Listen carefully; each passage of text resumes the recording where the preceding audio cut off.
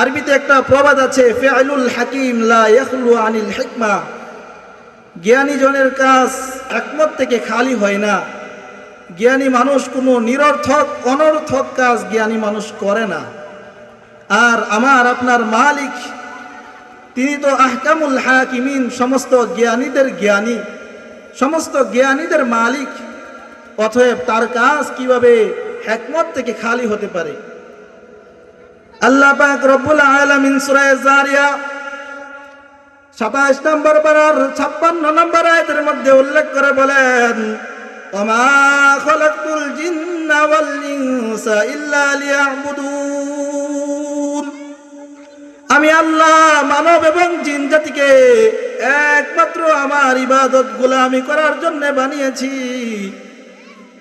অতএব স্পষ্ট হয়ে গেল আমাদের সৃষ্টির রহস্য, আমাদের সৃষ্টির উদ্দেশ্য হলো আল্লাহর ইবাদত গোলামি করা।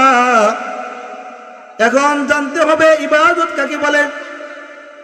জমহুর উলামায়ে কিরাম ইবাদতের সংজ্ঞার ক্ষেত্রে একমত পোষণ করেন। ইবাদত বলা হয় ইমতিসালু আওয়ামিরিল্লাহি ওয়াজতিনাবু নাওয়াহিহি। আল্লাহ তাআলার যে আদেশগুলি আছে সেই আদেশগুলি পুঙ্খানুপুঙ্খানু পালন করা, আর যে সকল কাজ থেকে আল্লাহ তাআলা নিষেধ করেছেন সেই সকল কাজগুলি বর্জন করা, এটাই হলো ইবাদত। এটাকেই বলা হয় ইবাদত। যেমন আল্লাহ তাআলা কোরআনে কারীমের আরেক জায়গার মধ্যে ইরশাদ ফরমান, মা তাকুমুর রাসূলু ফাখুযুহু ওয়া মা নাহাকুম আনহু ফান্তাহু। আমার রাসূল তোমাদের কাছে যে কোরআন নিয়ে এসেছে, যে হাদিস নিয়ে এসেছে, তোমরা এই কোরআন এবং হাদিসকে আঁকড়ে ধরো, মজবুত করে আঁকড়ে ধরো। আর যে সকল বিষয় থেকে তোমাদেরকে নিষেধ করেছে তোমরা সেই সকল বিষয় বর্জন করো। রাসূল এক হাদিসের মধ্যে বলেন, তারাকতু ফীকুম আমরাইন। আমি নবী তোমাদের মধ্যে দুইটা জিনিস রেখে গেলাম, লান তাদিল্লু মা তামাসসাকতুম বিহিমা।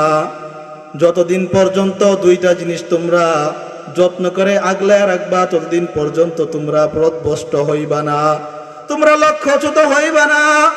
কারণ আমি জানি, আমি রাসূল জানি, আমার পর উম্মতের জন্য এমন একটা দুঃসময় আসবে যখন তারা হক থেকে বাতিলকে পৃথক করতে পারবে না। সেই সময়ে যেন আমার উম্মত সঠিক পথে টিকে থাকতে পারে, এই জন্য রাসূল দুইটা ফর্মুলা বাতলিয়ে দিয়েছেন। এক নম্বর ফর্মুলা হলো কিতাব আল্লাহ, আল্লাহর কিতাব অর্থাৎ কোরআন কারীমের পুঙ্খানু অনুসরণ করা। দুই নম্বর হলো সুন্নাত।